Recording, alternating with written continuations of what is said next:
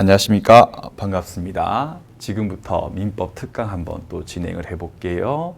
지금부터 여러분들 제가 할 특강 같은 경우는요, 새로운 내용은 없습니다. 없고 반복과 암기를 도모하기 위한 차원이기 때문에 배속을 올려가지고 빠르게 들으시면서 체크하는 방식으로 내가 조금 낯설다 싶은 내용은 체크해서 한 번 더 공방책을 펼쳐가지고 이렇게 공부하시면 좋을 것 같아요. 자, 첫 번째 주제는 간주를 잡았습니다. 일단 민법 조문에서 여러분들 뭐뭐 한 것으로 본다라고 나오면 간주를 떠올리시면 되겠어요. 나온 김에 간주하고 항상 우리가 비교할 게 추정이라고 하는 개념이 있었고요. 일단 먼저 기본적으로 동시 사망의 추정하고 인정 사망의 경우는 추정의 문제다. 추정 같은 경우는요, 반대 사실이 증명되면 그 자체로서 별도의 절차 없이도 추정의 번복이 이루어지죠. 번복이 이루어지는 것을 말한다. 근데 간주는 여러분들 아니죠. 반대 사실의 증명만으로 바로 효력이 깨어지는 것이 아니라 별도의 절차 등이 필요한 것을 의미하고요. 실종 선고의 경우는 간주다까지 먼저 해놓고 다시 이제 하나씩 보도록 하겠습니다. 첫 번째, 채고나 촉구 쉽게 물어봤는데 답이 없다. 그렇죠. 제가 실강할 때 매번 느끼는 감정입니다. 여러분들 이거 뭘까요? 했을 때 아무도 답을 하지 않으시거든요. 자, 먼저 1번 보면 여러분들 제한 능력자하고 거래한 상대방 병의 학답 촉구 크게 15조 1, 2 사망이었죠. 제한자 갑이 나이가 차가지고 능력자가 됐을 때에는 병이 갑한테 물어볼 수 있죠. 근데 갑이 답을 하지 않았을 때에는 제1항이기 때문에 추인한 것으로 봐버린다. 그 말인즉 더 이상 제한 능력을 이유로 취소하지 못한다는 뜻이고요.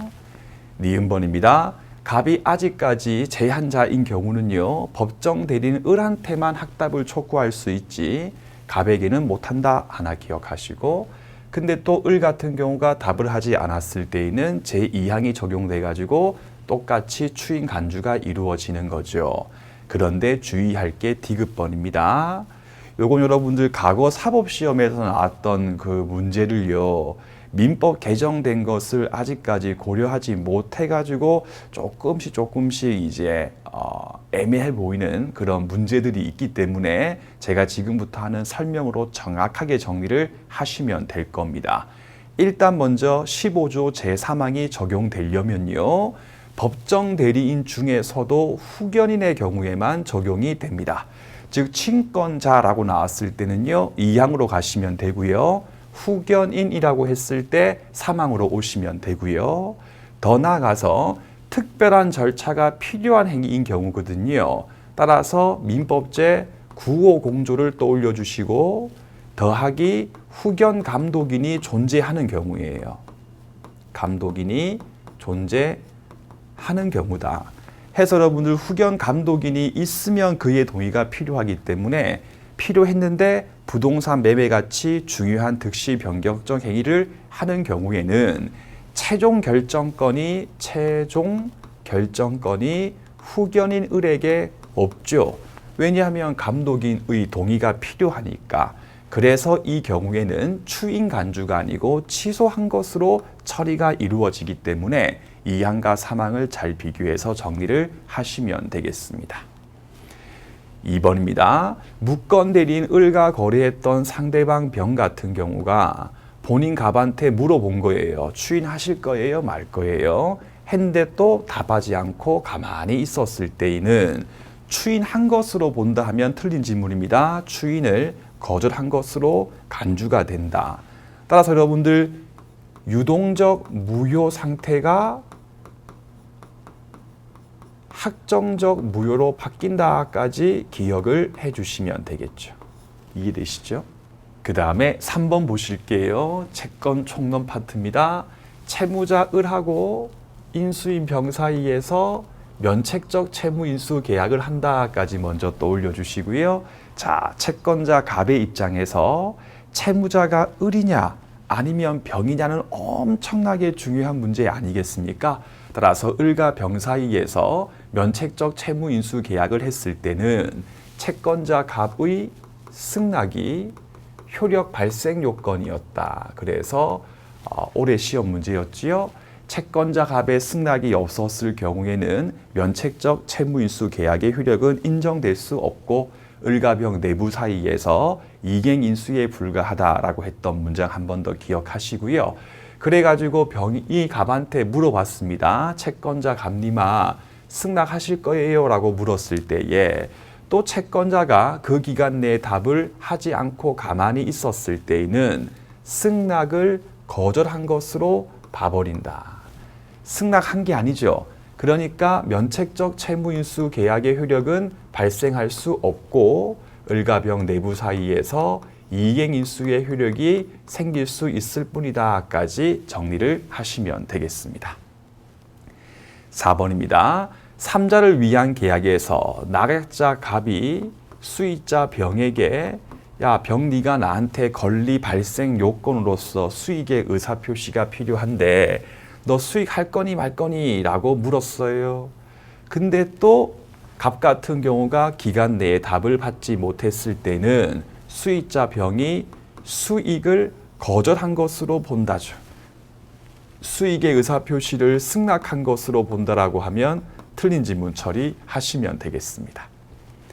그 다음에 5번입니다. 해제권의 행사 기간에 정함이 없었을 경우에는 그러면 갑 같은 경우는 해제권자 을에게 비록 제가 체불을 해서 당신께서 해제권 가지고 있는데 그거 행사할 거예요 말 거예요 라고 물어볼 수가 있잖아요.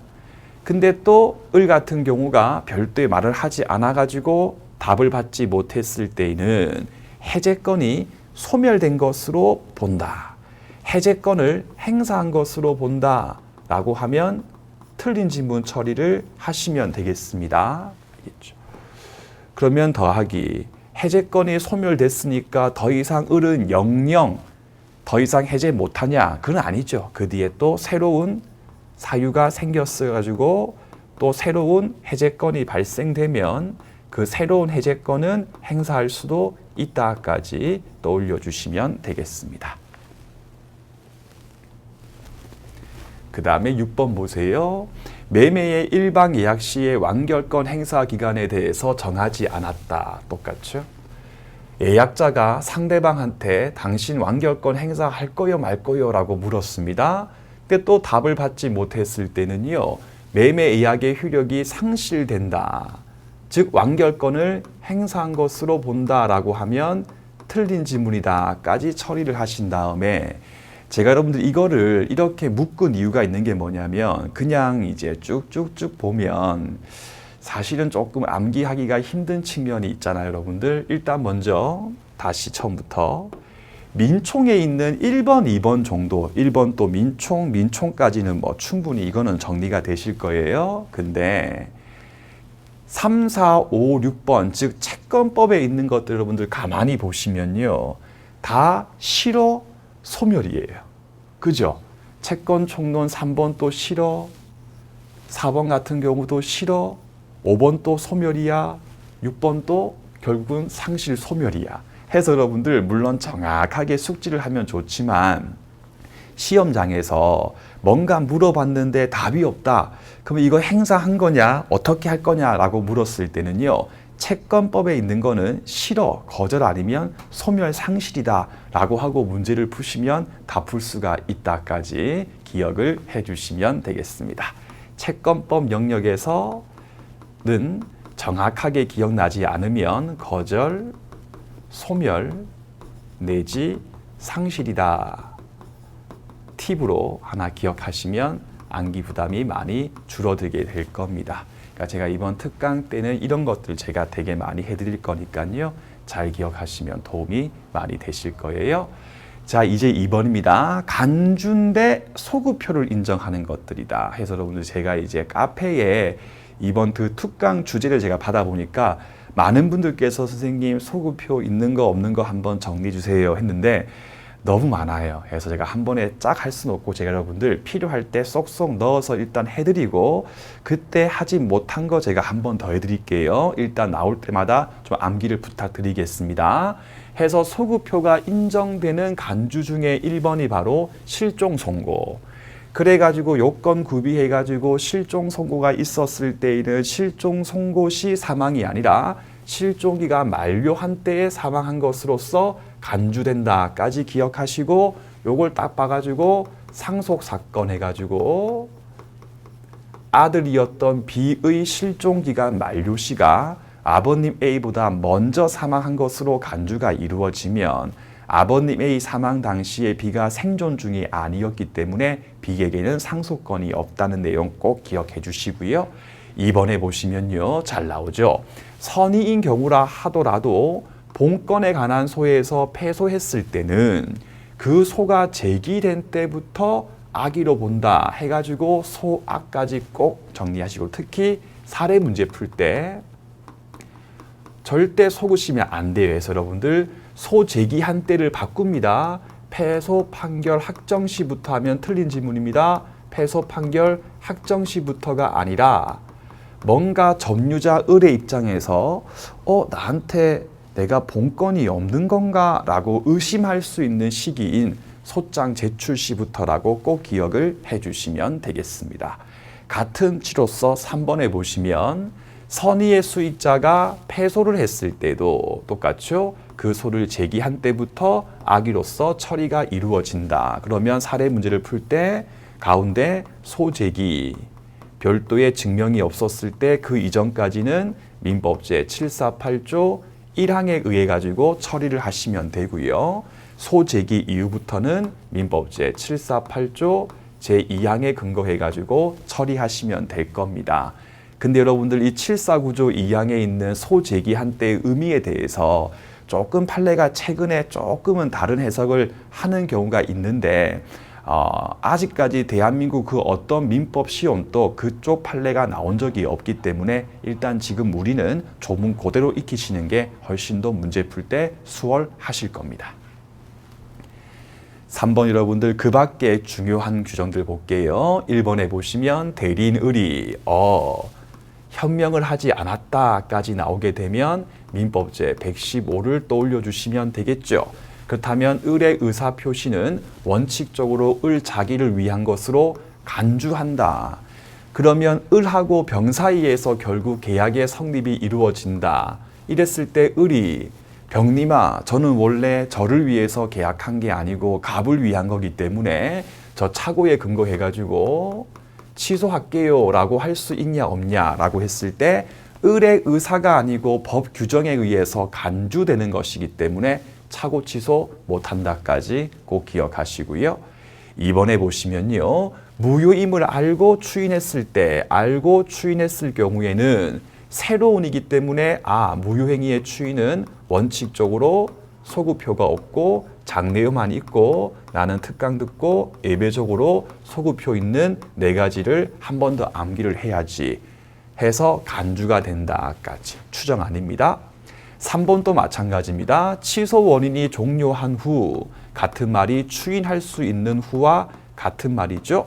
법정 추인 사유가 인정됐을 경우에는 추인한 것으로 간주가 이루어진다. 역시 간주. 그리고 4번에 보시면요. 전세건에 대해서 법정갱신, 일단 법정이니까 민법제 187조의 문제이기 때문에 전세건 존속기간에 변경 등기를 하지 않았을 때에도 제3자한테 대항할 수 있겠고요. 종전의 경우와 동일한 조건으로 다시 한 번 더 한 것으로 간주가 되는데 조심할 게 존속기간에 정함은 없는 것으로 보는 거죠. 그래가지고 해지 통고를 하고 일정 기간이 지나게 되면 종료가 이루어진다까지 꼭꼭꼭 기억하시고요. 5번입니다. 이행보조자 병의 고의나 가실 같은 경우는 채무자 을권로서 간주가 되는 거죠. 그러니까 민법제 391조의 경우는 민법제 756조의 경우와 달리 면책 가능성이라고 하는 것이 부정돼 버리는 거예요. 즉 채무자 을에게 책임을 묻는 이유가 왜 너 병에 대한 관리 감독을 소홀히 했니? 대해서 책임을 묻는 게 아니기 때문에 을 같은 경우는 선임감독상 주의 의무를 다했음에 대해서 주장 증명을 하는 경우라 하더라도 면책될 수가 없다까지 꼭꼭꼭 기억을 해주시면 되겠습니다. 그 다음에 6번입니다. 통상적으로 정말 일찍 승낙의 편지를 보내가지고 정상적으로 운송이 됐으면 승낙 기간 내에 도착 가능했던 승낙이 배달 사고에 의해서 배달 사고가 생겨가지고 돌고 돌아가지고 연착이 된 경우 있지 않습니까? 요 경우에는 청약자 갑 같은 경우가 을한테 니마 당신이 보냈던 승낙의 편지를 보니까 엄청 미리 보냈는데 이상하게 저한테 늦게 왔네요. 늦게 왔으니까 우리 사이에서 계약된 거 아닙니다. 라고 하는 연착의 통지를 해야 될 책무가 있고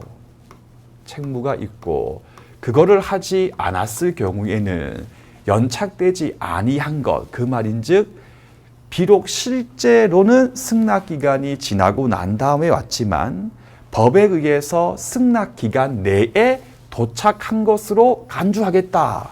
그 말인즉 이렇게 간주가 되면 을의 승낙의 의사표시가 갑한테 제대로 도착한 거기 때문에 갑하고 을 사이에서 계약의 성립이 인정된다까지 떠올려 주시면 되겠습니다. 그리고 7번 태야입니다. 불상류, 불법행위, 상속, 유증까지 기억하시고요. 태야는 비록 실제로는 아직까지 출생한 게 아니지만 불상류 3가지의 경우에는 이미 출생을 한 것으로 봐주겠다. 알겠죠?